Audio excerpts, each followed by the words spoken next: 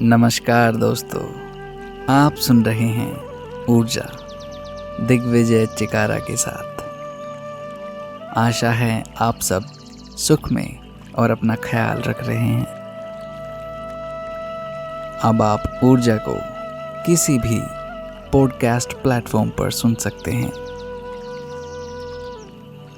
आज ऊर्जा में संतुष्टि यानी कि सेटिस्फैक्शन, जीवन सर्वभूत है, अर्थात जीव जंतु, पेड़ पौधे और आकाश धरती सभी में सांस है, चेतना है।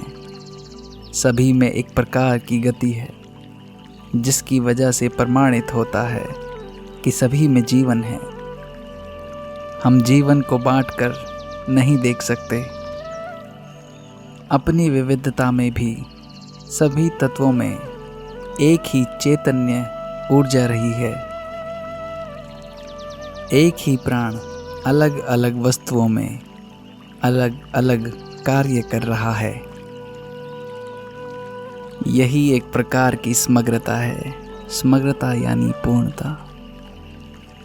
समग्रता के भाव से ही श्रेष्ठता को प्राप्त किया जा सकता है। प्रकृति हमें सदैव ही समग्रता का पाठ पढ़ाती आई है।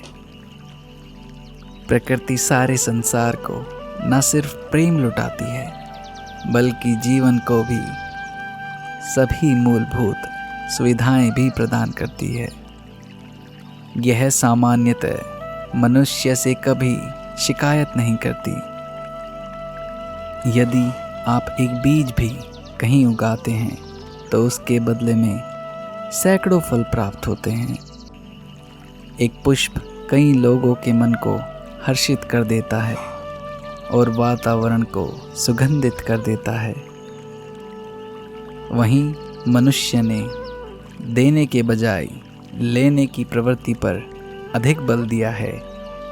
विध्वंस के प्रति मानव की स्वाभाविक प्रवृत्ति रही है, जो कि जीवन के लिए अत्यंत हानिकारक सिद्ध हुई है। हम मनुष्य प्रकृति जैसे महान गुरु के सानिध्य में रहकर भी परोपकार की भावना से वंचित हैं। इसीलिए हमारे अंदर समग्रता और संतुष्टि के अभाव का नितांत अभाव है। अतः एक हाथ से यदि आप कुछ प्राप्त करते हैं तो दूसरे हाथ से देना भी सीखिए। यही श्रेष्ठता का भाव है।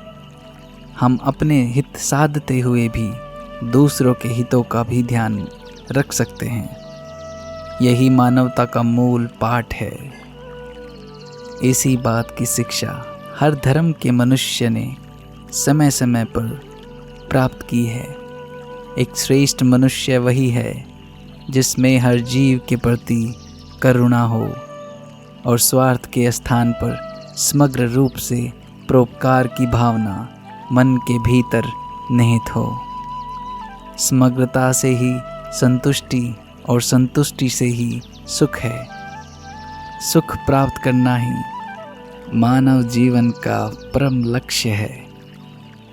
इसे विशाल दृष्टिकोण अपनाकर ही प्राप्त किया जा सकता है।